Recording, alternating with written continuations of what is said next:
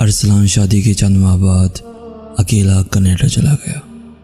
सालों बाद चंद दिन के लिए चक्कर लगाया करता। हर दफ़ा उसकी बीवी उससे फरियाद करती और रोती कि वो वापस न जाए। वो उसके बिना बहुत तंग होती है। उसे काफ़ी मसाइल का सामना करना पड़ता है, मगर पाकिस्तान में उसका दिल नहीं लगता था। इसी तरह 25 साल गुजर गए। उसे फालिज हुआ और अब वो बीवी के पास होता है, मगर ना चल सकता है और ना बोल सकता है। बस बीवी की अपने साथ मोहब्बत, तवज्जो और अपनायत देखकर पछतावे के आंसू बहाता रहता है कि उसने 25 साल अपना और अपनी बीवी का कितना नाकाबिल तलाफी नुकसान कर दिया। बकौल गालिब कि मेरे कत्ल के बाद उसने जफा से तौबा, कि मेरे कत्ल के बाद उसने जफा से तौबा। हाय उस ज़ूद पशेमां का पशेमां होना। बाबर अपनी दादी जान के हाथों में खेलकर बड़ा हुआ था। उसका बहुत दिल चाहता था कि कभी अपनी दादी जान के साथ बैठकर घंटों वक्त गुजारे और बचपन की यादें खूब ताज़ा करे, मगर पढ़ाई, नौकरी, बीवी, बच्चे और दोस्त अहबाब वगैरह ने उसे बहुत मसरूफ़ किया हुआ था। लिहाजा वो उनके लिए ज़्यादा वक्त कभी ना निकाल सका। बस सलाम दुआ होती रहती थी। इसी तरह वक्त पर लगा कर उड़ गया और दादी जान बीमार होकर दुनिया से रुखसत हो गई। अब कभी कभी वो दादी जान के मुताल्लिक घंटों सोचता रहता है और उसकी आंखें नम हो जाती हैं, मगर अफसोस कि अब वो वक्त लौट कर नहीं आ सकता। रुस्तम अपने कारोबार, बीवी, बच्चों और दोस्त अहबाब वगैरह के साथ बेहद मसरूफ़ रहता था।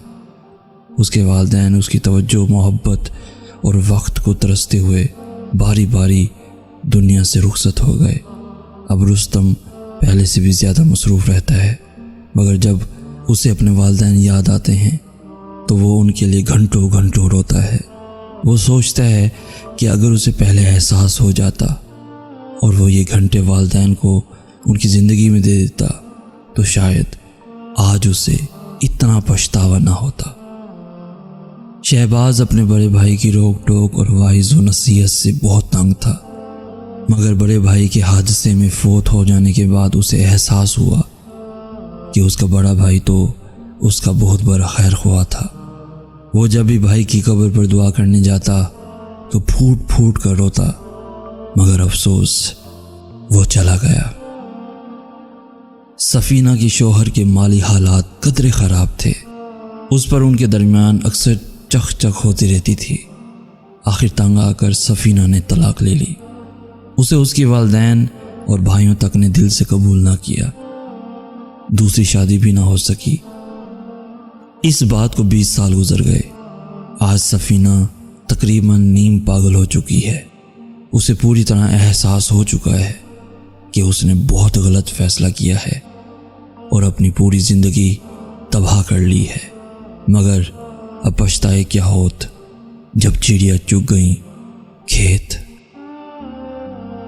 राशिदा ने अपनी बीमार बिस्तर पर पड़ी सास के साथ बहुत ज़्यादतियाँ की। वो सिसक सिसक कर दुनिया से रुखसत हुई। 40 साल गुजर गए। आज राशिदा खुद बिस्तर पर मोहताज पड़ी है।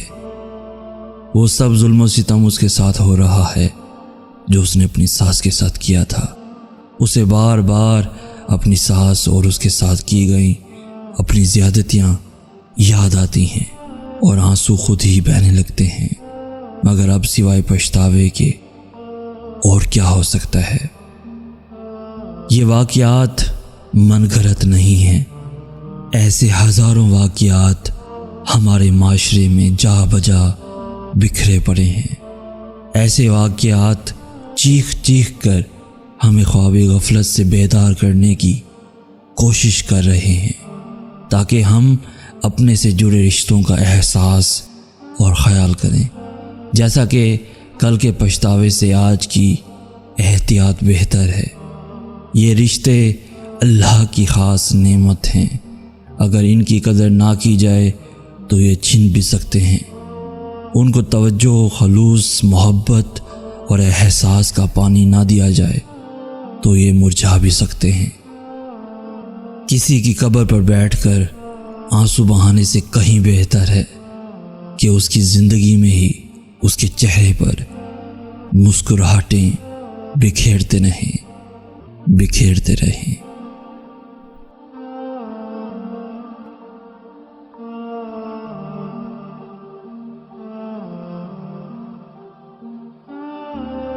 प्यारे दोस्तों, अगर आज का मैसेज आपको पसंद आया है तो अपने दोस्तों के साथ ज़रूर शेयर कीजिएगा और ऐसी ही वीडियोज़ रोज़ाना हासिल करने के लिए हमारा चैनल ज़रूर सब्सक्राइब कीजिएगा। जज़ाकल्लाह खैर।